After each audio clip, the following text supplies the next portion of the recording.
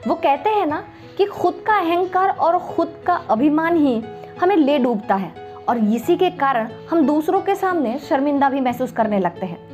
आज की मेरी छोटी सी कहानी कुछ इसी के ऊपर आधारित है। नमस्कार, मेरा नाम सुबी रॉय है और मैं कहानियां सुनाती हूँ।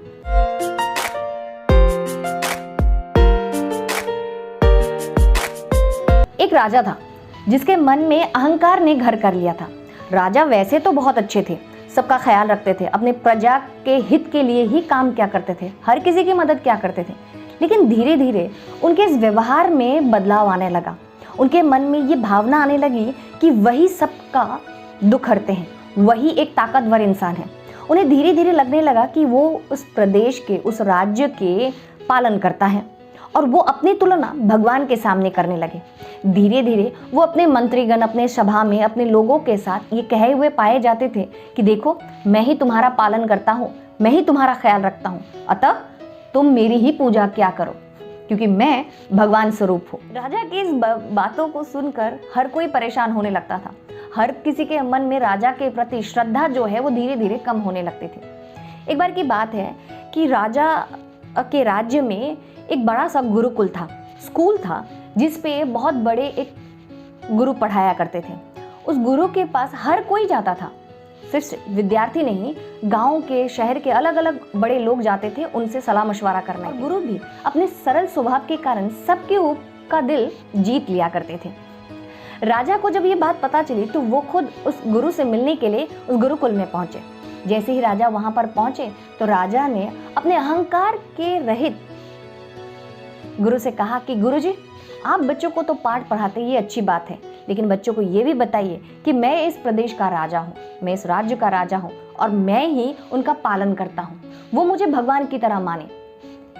राजा के मुख से ये बात सुनकर गुरु थोड़े हैरान भी हुए, लेकिन मुस्कुराते हुए कहा कि अच्छा राजा जी, क्या आप मुझे बता सकते हैं कि आपके इस राज्य में कितने कौवे हैं, कितने कुत्ते हैं या फिर कितने कीड़े मकोड़े हैं? इस बात को सुनकर राजा के पास तो कोई उत्तर नहीं था, तो राजा चुपचाप ही खड़ा रहा।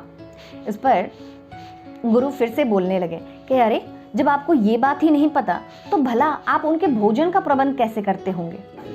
इस बार राजा थोड़े गुस्से में आए और कहने लगे कि देखो, मुझे ये तो नहीं पता कि कितने कीड़े मकोड़े हैं, लेकिन हाँ, मेरे राज्य में सबको खाने का जरूर मिलता है। अगर मैं ना चाहूँ तो किसी को भी भोजन नहीं मिलेगा, यहाँ तक कि तुम्हारा वो भगवान भी ऐसा कुछ नहीं कर सकता। और प्रमाण अगर देखना चाहो, मैं तुम्हें अभी दिखा देता हूँ।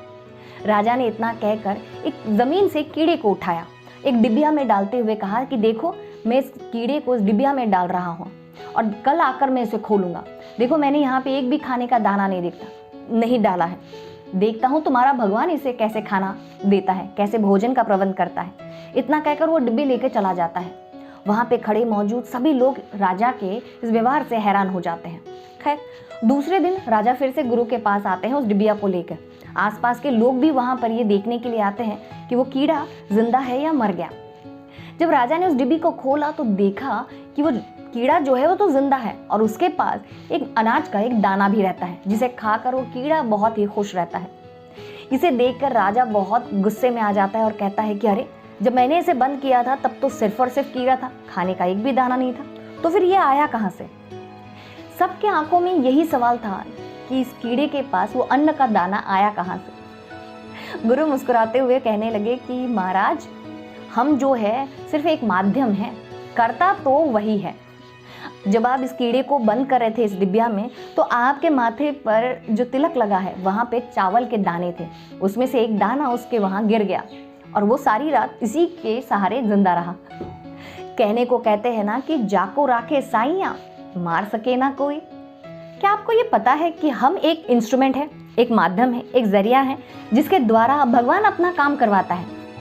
लेकिन हम अहंकार के रहत, ईगो के रहत, अभिमान के रहत ये सोचते हैं कि मैंने उसका भला किया है, मैंने उसको खाना खिलाया है, मैंने उसकी मदद की है, पर असल में भगवान हमारे द्वारा अपने काम को अंजाम देता है।